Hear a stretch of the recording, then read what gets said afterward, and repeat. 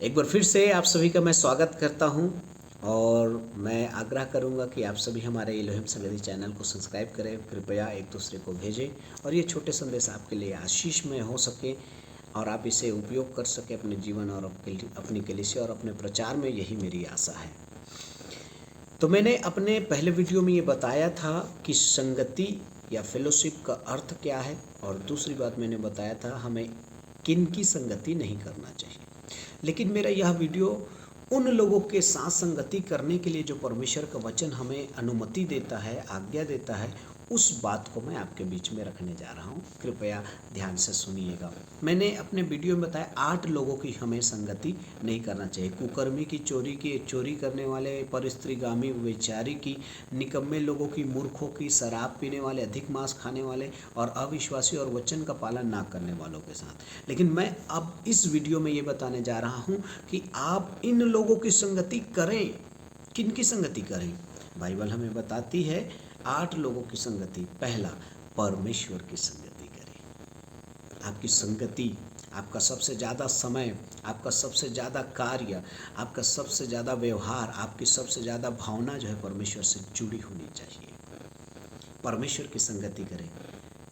अय्यूब 34 अध्याय 9 पद में लिखा है कि परमेश्वर की संगति में आनंद होना चाहिए। हर एक विश्वासी, यदि आप अपने आप को विश्वासी कहते हैं, प्रभु के जन कहते हैं, आपको परमेश्वर की संगति सबसे ज़्यादा प्यारा होना चाहिए। दूसरी बात, प्रभु यीशु मसीह की संगति कीजिए, क्योंकि पहला कुरिन्थियों अध्याय 1 और 9 वचन में लिखा है, परमपिता परमेश्वर ने आपको प्रभु यीशु मसीह की पवित्र संगति में बुलाया है। आप प्रभु यीशु मसीह की संगति कीजिए। तीसरी बात, हमें पवित्र आत्मा की संगति करना चाहिए। पहला कुरिन्थियों अध्याय 6 और 17 वचन के अनुसार हमें परमेश्वर की आत्मा की संगति में या पवित्र आत्मा की संगति में सबसे ज़्यादा होना चाहिए। तो पिता, पुत्र और पवित्र आत्मा तीनों की संगति हमारे जीवन में बखूबी होना चाहिए और बराबर होनी चाहिए। चौथी बात, हमें परमेश्वर के दासों की संगति करना चाहिए, कलीसिया की संगति करना चाहिए, विश्वासियों की संगति करना चाहिए। प्रेरितों का काम अध्याय 2 और उसके 42 वचन में लिखा है, प्रेरितों के साथ संगति करने में समय बिताने लगे। और हमें ज़्यादा से ज़्यादा समय बिताना चाहिए।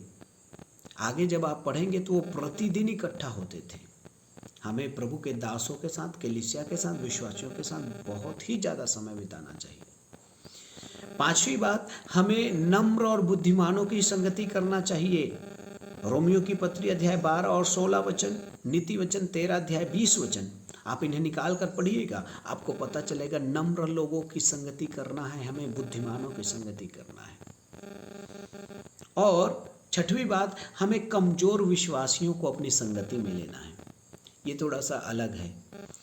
देखिए, कलीसिया की शोभा जो है ना, कमजोर विश्वासी या दूसरे शब्दों में नए विश्वासी है। जैसे आपके देह में कोई कमजोर अंग ही सबसे महत्वपूर्ण रहता है। जैसे कि मैं हमेशा कहता हूँ, हाथ के ये नाखून जो है, ये ना रहे तब भी हम जीवित रहेंगे, लेकिन सारी सुंदरता और सारा खर्च हमारा इसी पे होता है। आँखों के ऊपर में लगे हुए इन भौहों को यदि हम काट दें तब भी हम जीवित रहेंगे, कोई फर्क नहीं पड़ेगा, लेकिन हमारी सारी सुंदरता जो है खराब हो जाएगी। तो सारा खर्च और समय हमें यहीं पे लगाना पड़ता है, महिलाओं का विशेष।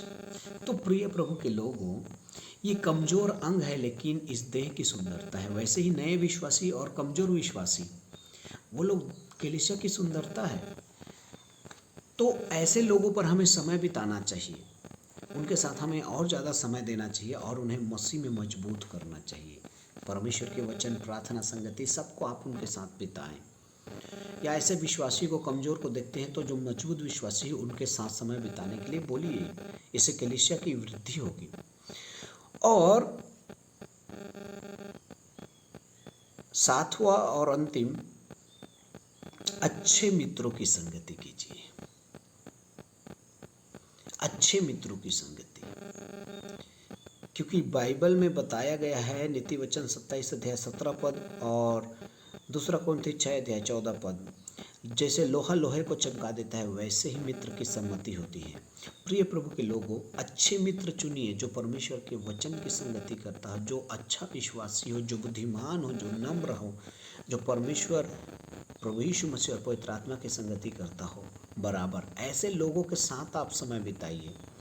संसारिक लोगों के साथ बाजार घूमना, मेला जाना, रिश्तेदारों में जाना और जगह पे पार्टियां करना, ये हमारे जीवन में और ये हमारे संस्कृति में नहीं है।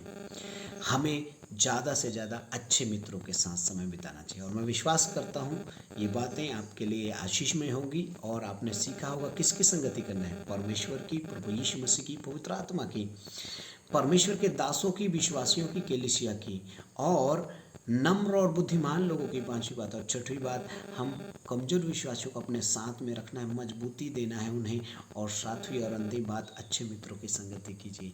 परमेश्वर आपको बहुत ऐसे आशीष देगा और इस संगति में आप लगातार बने रहिए और ऐसी संगति आपके लिए आशीषमय होगी। God bless you.